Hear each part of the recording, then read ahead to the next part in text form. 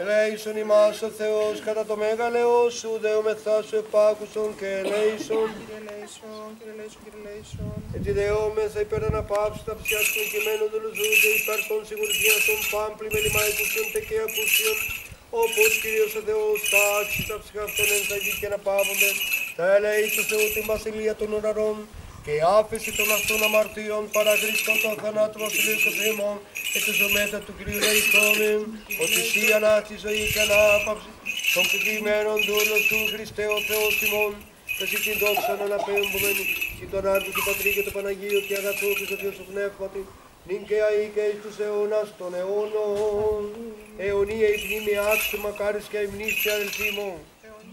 Κατάθεση Στεφάνων. Ο πρόεδρος της κοινότητας Βλάστης, κύριος Γιάννης Διούμαρης.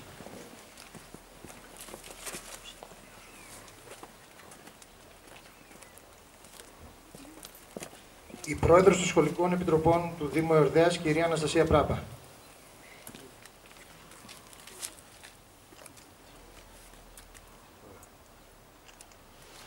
Εκ μέρους του Συλλόγου Βλασιωτών Πτολεμαΐδας ο προφήτης Ηλίας, η κυρία Αναστασία Κάτσιου.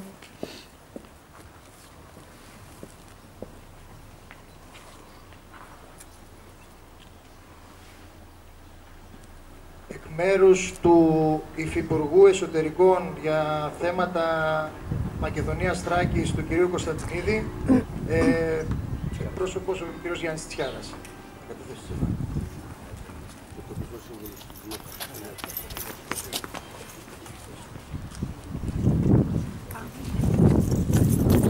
Ενός λεπτού εκεί.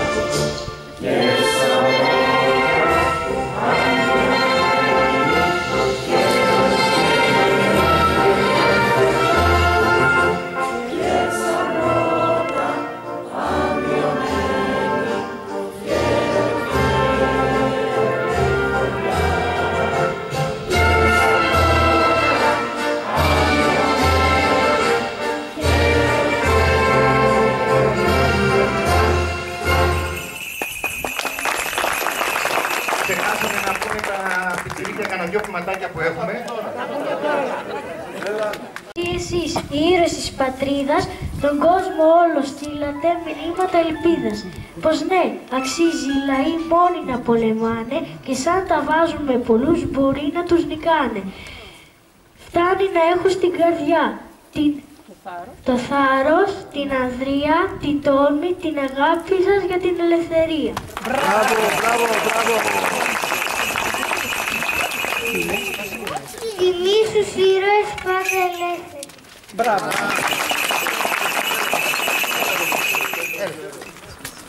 Μπράβο. Για σε γλυκιά Ελλάδα, τόσο αγαπώ, τα χείλη μου θα ψάχνει τραγούδι χαραπώ. Η γη του παραδείσου είναι μια, η χάρη τη δική σου δεν έχει γη καμιά.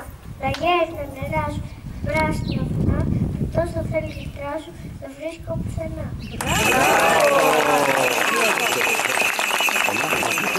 Ακολουθεί η παρέλαση εδώ μπροστά και μετά το κλασικό πισκοτολούκι.